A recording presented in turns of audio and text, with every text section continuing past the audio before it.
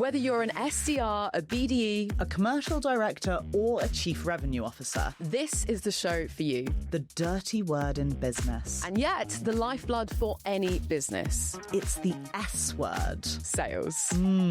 This show puts the fun back in sales, where myself, Tash Rebuck, and my co-host, Steph Melodia, deep dive into outreach strategies, review effective sales tactics, and even cold call live on air. Learn from us or laugh at us. That's what we're here for. Now, sit back and relax as we talk about what no one else wants to. Welcome to the S word. Welcome to the S word, the podcast where myself, Tash, and my co-host, Steph, will be chatting about the dirtiest word in business. Sales. Oh, that was a bit spooky. Tis spooky season. Yeah, it is indeed. But yeah, At the sales, time of recording. hands down, one of the things that people hate the most in this world. Hate the most, but so vital. It is the lifeblood to any business. It's literally the difference between a hobby and a business. Why is everyone so allergic to sales? I would say, in fairness, there's not a single person in the world that hasn't had to deal with like a truly diabolical salesperson. And I think most of us deal with them almost every single day. Sometimes they're trying to sell to us. Sometimes they are in our own teams. And I think that there is just so much that salespeople do wrong. I mean, you must have had some absolute rubbish experience. So many, and we are going to get straight into that. So this episode is the 7 deadly sins of sales. This is a fantastic one to dive into because I have been obsessed for a while with, we don't even have sales in job titles anymore. It's such a dirty word, right? Like, even like SDRs is the extent of it. And even then it's just the S word. But literally you've got like business development, commercial, like chief revenue, partnership, like all this. It's like anything but sales. Call a spade a spade. And I agree. I totally agree. The reason for that is because of diabolical salespeople in the past, to use your word. So this is why we're going to get into it. We are going to talk about the 7 deadly sins to help you avoid what nobody wants. It doesn't work. It's ineffective. You're a pest. But also, you're not a pest. But you can. No, you are a pest. And we've all been the pest. I've been the pest. I definitely have been the pest. But, and you know, it's a laugh as well, because whether or not we're in sales, I mean, I do think if you're in business, you're in sales, full stop, whether or not you want to admit it. But whether or not you are in sales, you do get sold to. We all get sold to. We were talking before about spam emails that we get in our email inboxes or our LinkedIn. So this is definitely a fun episode that all of you are going to relate to. We hope that you find it educational and entertaining in equal measure. I actually don't. I hope you find this more entertaining than educational. Yeah, so let's dive in. What is our number 1 deadly sin?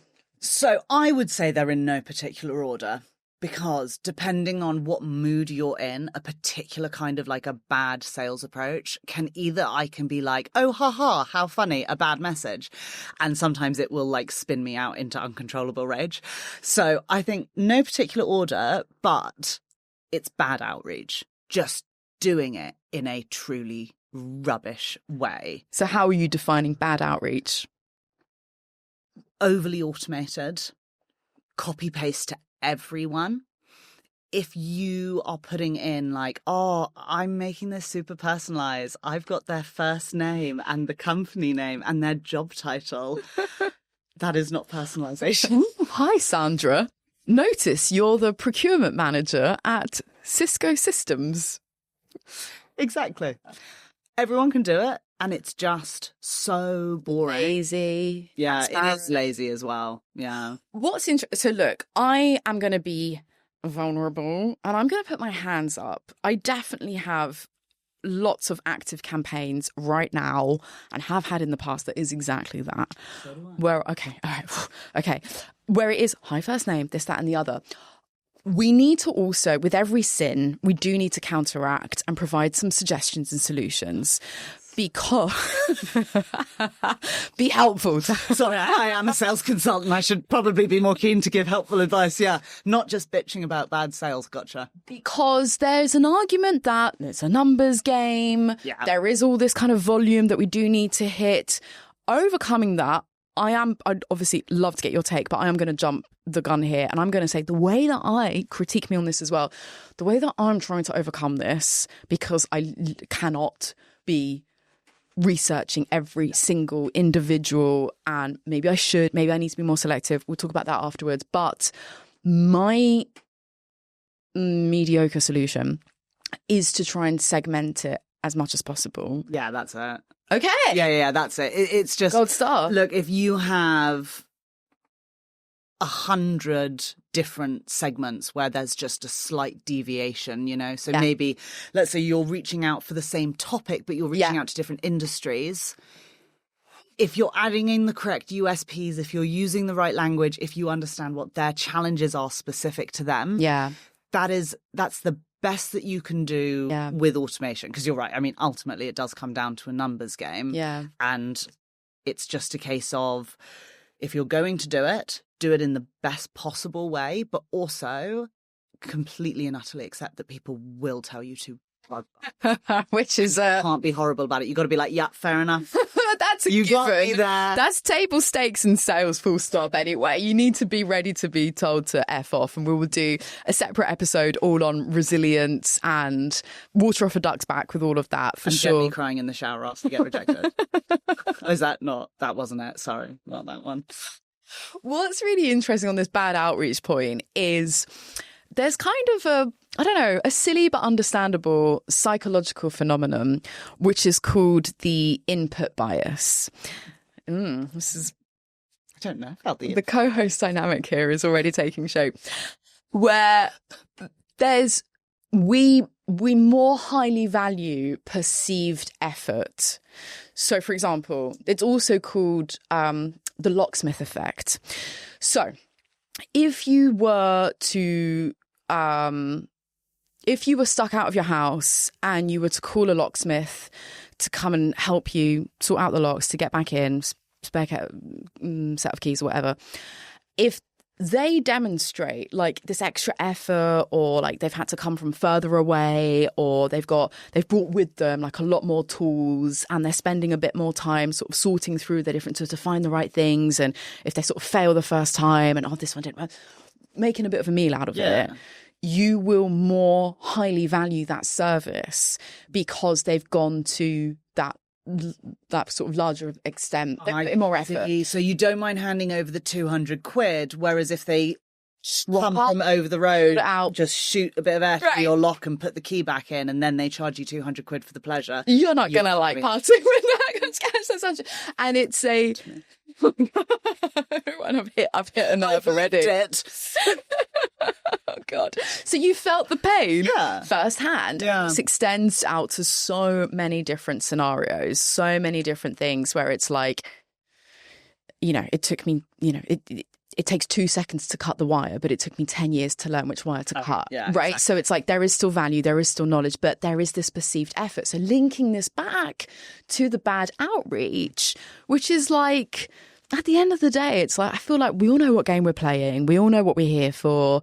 We all know what we're kind of using in systems and tools and stuff.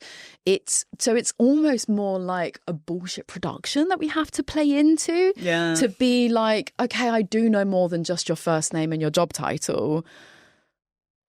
Have I proven enough effort to you to get you on a call with me? Very true. Yeah. Have you made enough effort? Yeah, I think that's fair enough. I mean, I was about to say, I was listening to this really good interview the other day. It was Ideas Fest where you were hosting, not to like blow smoke up your ass, but the Simon who he has this huge fund, and he was saying sometimes they'll reject people who they want to invest in to see how resilient they are. Yes, and that I was like, God. This is so validating, because I tell everyone that I work with, like, you've got to keep going, like, you can do it, like, doesn't matter if you don't hear back, just keep going. And then to hear that they want to see how hard you'll work and how hard you'll push. It's a test in and of itself. But Steph, we've done something very classic here, and we're going to talk about my ADHD in the future, but we've derailed. No, I want to hear, what's your most hated deadly sin? What do you hate that salespeople do? I hate I don't know if this is on the list. It probably is on the list. But the very first thing that comes to, and it's a visceral reaction, because I too have been a victim of this and I cannot stand it. And now I am like acutely aware of, if anyone else does this, I look out for it. Creating a false sense of urgency. Yeah. I cannot stand it. I cannot stand this backing you into a corner, making you feel like you're out of time, you don't have options. So again, gang, this is on both sides of the table, right? This is being an effective salesperson and on the other side of it as well. I fell victim to this, I'm sorry to say. And it was the right sort of time. It was with my last business. And the context that worked in their favor that they weren't aware of was it was a time in my last business where things were stagnating, was starting to try out different things. I'd never had to reinvest in marketing or BD for my own business before. It was all very organic, or building it out on personal brand or my networking and my hustle. And it was at this time I was like trying all these different things. And I was thinking, you know what, like I'm not enough of a risk taker. This was my internal narrative that, again, they weren't aware of. And I was looking at other people who seemed to be succeeding, my competitors, my counterparts. I was like, you know, they're taking more risks. They've got more balls. They're putting their money where their mouth is. They're investing it back into the business. And it was the sales call I had for a business intelligence platform. Crazy expensive. I feel like if you know, you know. These are already enough clues. I already know exactly what you were talking about. Do you? Yeah. Oh, I mean, there's probably two in my mind, but I won't say them because I would love them to be sponsors. I was about to ask you if one of them began with a certain letter. I'm like, oh, bite my tongue. I wouldn't. We'll debrief afterwards of the cameras. Quick interruption. We're sure that you are on the edge of your seats. At least we hope so. But just want to say, if you haven't already subscribed, then what are you waiting for? This is your opportunity. We are giving you a few moments to pull out your phone or wherever you're listening to this. Hit that follow or subscribe button wherever you are listening. We're giving you that time now. It doesn't cost a single thing. And gang, honestly, it really helps us out. Doesn't cost a thing. Takes 2 secs. Hit that button. And it is a massive, massive support. Thank you so much. Let's get back to the episode. But do you know what the problem is? Is that when you've been, look, this wasn't a scam. Like I wasn't scammed. No. But when you've had a negative experience, especially if you're the founder, in this case I was, and it was my own money, it can leave such a lasting, bitter taste in your mouth, where this was years ago. I mean, this was maybe either 22 or 23. So this is like a couple of years ago. And I still get their newsletters, I still get their updates. And every time I see the name, I'm like, oh, I get this horrible reaction. So as much as like in the moment, you as the salesperson, you might be, you know, trying to hit your quota.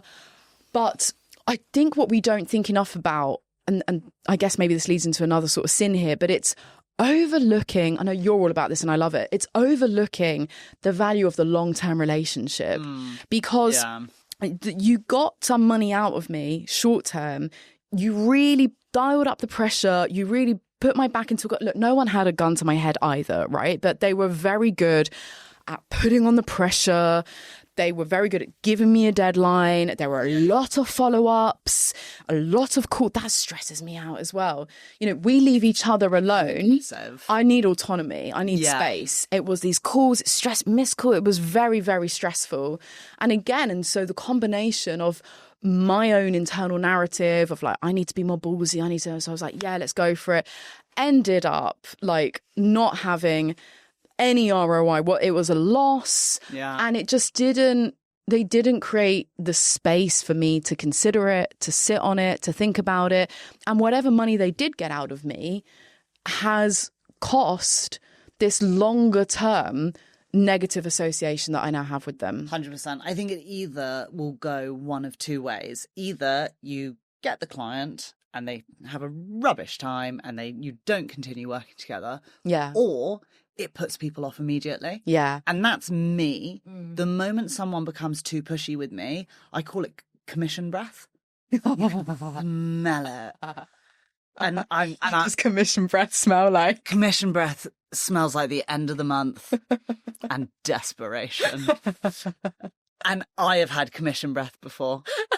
Every salesperson has had commission breath, but like it's the please work with me. Please give me the money. And it's like, like those old Looney Tunes, like the hand comes out and it's like this, except it's horrifying. Anyway, it just, for me, it immediately puts me off. I remember when me and my wife were house hunting, we saw this flat that just, it didn't quite feel right. And they basically said, the guy said to us, well, look, if someone doesn't put an offer in this week, the seller is actually just going to start renting it out. So you need to tell me. And I looked at my wife and I looked at him and I was like, oh, well, that actually makes life really easy then. And he was like, oh, yeah, does it? And I was like, yeah, we're not interested. We're going to go. Yes. And we just left. Take back the power. I was like, I'm absolutely not fussed about it at all. I have had such a huge reaction. I'm like controlling myself to let you and not interrupt you there, because the whole time we talk about bad salespeople, this whole theme of like 7 deadly sins, estate agents. Oh, yeah. Well, they do all of them. They do all of them. Just at it. Yeah. And this is why I'm getting excited with you mentioning this, because I could not believe it. Obviously, we can all relate to this as well, whether we're renting or buying. The last time I was flat hunting was to buy, and long term, like I knew wherever I was going to buy next, I was going to be in there like easy 5-10 years. Yeah. And you're walking me into this house. You're there with, again, back to the space and the autonomy. I need space. Give me space. Yeah. You're there, follow me around, telling me that's a bathroom. I can see it's a fucking bathroom. Fucking bathroom. Thank you so much. There's a bed in this room. Guess what? It's called the bedroom. Yeah. Leave me alone. Let me have a look. And Tash, you literally, this is no exaggeration. Say you spend more time trying on shoes in a shoe store than looking around a house to purchase. This is the biggest purchase most people will make. It's the most long-term thing. They start dialing on the pressure. I call them right out on this BS. I'm like, this is a massive purchase. Yeah. I'm going to be in here for a very long time. I do not need you dialing on the pressure. The other thing is, sorry, I'm like, no, this is so good, because actually this is the third deadly sin, because it's being aggressive and pushy. Being aggressive and pushy. Yeah. Which, just why? This is the other thing. The effect, what we're getting at here is being a better, effective salesperson. How is it effective? Yeah. If we use this, okay, I know we're B2B sales, but we'll just stick on the estate agent one, because I do have to get this off my chest. Everyone can relate. Well, not everyone, but most people can relate. Right? My question is, especially with this example, and it does apply to B2B and your product and everything else, but we'll use the house because it's an easy example, right? Why do you think that you and what you say and what you do and whatever tactics you do are going to influence my liking of this house? I know what I want. I've been flat hunting for a while.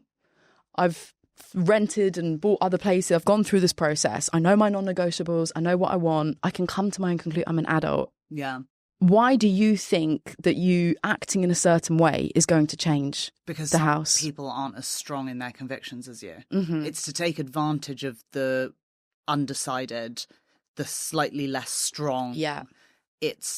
That's why they do it. Because, okay, sales is a numbers game. If you show 10 people the same flat, one of them will be, and I don't mean it in a horrible way, like weak enough that you can push them into this decision. Yeah. And that's just what they'll do. And obviously there's a chance that maybe one of them sees a flat and they're like, this is my dream flat. I really want it. But one of the reasons why we got our house was because our agent actually was like, are you sure you want this? Now, in fairness, it was a crack den when we bought it. And that's maybe another episode. We should do like a Patreon and it's like behind the ducks. Bonus sales. Tash and her crack den. A sales stash. Yes, my crack den sales stash. But it was her saying, like, are you sure? Like, you really have to imagine what this house can be. You really have to be able to like picture what it will be, because it needs a lot of work. And it was that really made me go, like, refreshing. Yeah. Bit of reverse psychology think there. About it. Yeah. I love that. But you know what? My question is unfair, because that is the whole role of sales. So if we take the house analogy to B2B sales, whatever the product is, there is lots of choice out there. And your role as an effective salesperson is not only communicating those benefits to your prospect, but to your earlier point on bad outreach, on tailoring, understanding them, what do they need. Yeah. But again, separate episode. Yeah. What's our next deadly sin? Well, actually, like exactly, I think I don't even think you meant to, but you've sort of unintentionally teed it up perfectly, which is if you move that idea over to B2B sales, it's lying and it's over-promising. And this is something that I think a lot of businesses will do unintentionally and also intentionally, but especially like when you're very early stage as well, you will overpromise. Yeah. And actually, look, there's a lot of the time people really dislike salespeople, but sometimes the dislike is coming from inside the house and it's other teams that don't like them. And I often don't think it's very valid. I think it's a bit unfair. However, the one time it is somewhat valid is when the tech team is like, hey, why did you promise this client that we can create this for them or that this is something we offer? We don't. And you've just ruined our roadmap. We have to drop everything. And the salesperson's just like, but we're agile. You guys are agile. Make a scrum. Scrum it out. You'll do it. The money's in the bank. Bye. I'm off to spend my commission. And then obviously it upsets the team. It means that the business the actual business fails to function properly. Yeah. And then you just piss off your clients as well because they have bad experience. Yeah, lose, lose, lose. And I think this is the problem with short-termism in a company culture, right? And it's also, where is that being driven from? Because as they say, a fish rots from the head. Yeah. And so especially if you are in B2B tech, there's a very high chance that you've got external investors. So this is where it's kind of thinking about zooming out on the bigger picture a little bit and thinking, okay, especially if it's venture capital backing, which is very high stakes, high pressure. You come from a very fast growth scale up. You've got your own incredible story with that as well. So it's kind of like, if it's originating from that seeps down to the founder. There is a lot of nervousness. There's a lot of stress. There's this panicky kind of nature that then trickles down into the rest of the teams. Salespeople are put under pressure. They've also been put in their position for a reason. We've got the hunters gatherers. They're there to do their job. And so maybe there's another, we keep saying all these other separate episodes, but maybe there's another one there on reconciling different teams, because I think that's a really common challenge. Tech, sales, marketing. I think I could talk about that for a while, because I think that they all support each other in very important ways. Yeah. And it's a team, right? You all need to work together. Yeah. I'm not going to make a sports analogy because honestly, I wouldn't even understand what I was trying to say. Just a family analogy. We're just a family here. I can say, no. If anyone says that to me, I'm out. We're not a family. You're paying me. Okay. Well, I see your sports team. I see your sports team. Who's your family? Exactly. Oh, but it's the timescales. It's the timescales which is the problem that puts the undue pressure. Yeah. In marketing for sure, 100%. This is a humongous challenge as well. Delivering the lead, the SQLs, the MQLs, delivering the leads, and you're like, we need to build a brand. Anyway, that's a whole separate episode. Gang, we've mentioned a few times about different episodes. Only if you're interested. We're here for you. We are your monkeys. Okay, not from the look on Tash's face. But look, this show wouldn't exist without you. So if you're interested in hearing about some of the things, let us know. Leave us a comment. We have a new email account as well, which is called theswordshowhq@gmail.com, I think. We'll pop it in the show notes. But we want to hear from you. So feedback, anything that sounds interesting, let us know. All right, what's the next? Horror stories. I want to hear all your horrible sales stories. I love them. And they can be anonymous as well. You can trust us. Don't worry. Wow. It's an NDA. What about an oxymoron? Trust us. We're very trustworthy salespeople. Mind you, that is, as we were saying, we can't just shit on bad sales practice without saying what you should do. Yeah. The best thing you can do if you don't have a product built and you're a salesperson is to be honest with the buyer. Yeah. And say to them, look, we're not here, but we want to be. You've got the option to be on the ground floor and help us build it. We can create something that is almost like it's made for you. And obviously, it's going to benefit us in the end because we can do it with other people. But it's built to your spec what you want. And then, and I've done this a couple of times, they then foot the bill for everyone else. Amazing. I love So that. nice. You're so good at turning a negative into a positive as well. This is a real magic. Yes, I had a lot of therapy. This is a real magic, like, sales skill, though. It is, yeah. And you must have to do that so much on your feet as well, right? Which is, oh, fuck, this is the situation. We can't meet your demands. However, I love how you phrased it. You can get on the ground floor with us. You can collaborate. You can help kind of develop this. Love that. I think ultimately, if you're more positive in life, people like you more. And I don't think I actually thought of this as one of the 7 deadly sins, but I should say a miserable, horrible salesperson is rubbish. Have you ever met a miserable salesperson? So many times. Have you never been to a sales pitch? I mean, that's the estate agent. But I feel like sometimes I'll get onto a sales pitch. Yeah. And my energy, I'm always at like a 10. And I'm a lot. And that's okay. I think if you probably get that feedback too. I think we both do. Funny enough, I do resonate. Yeah. Bring the energy. I'd rather be too much than too little. Same then. And also, I don't know how else to be. But sometimes I'll come onto a call and I'm like, woo, yeah, sell to me, baby.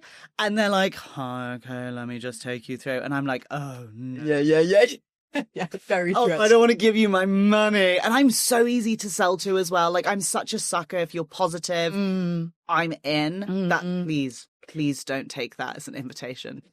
Sell to me, please.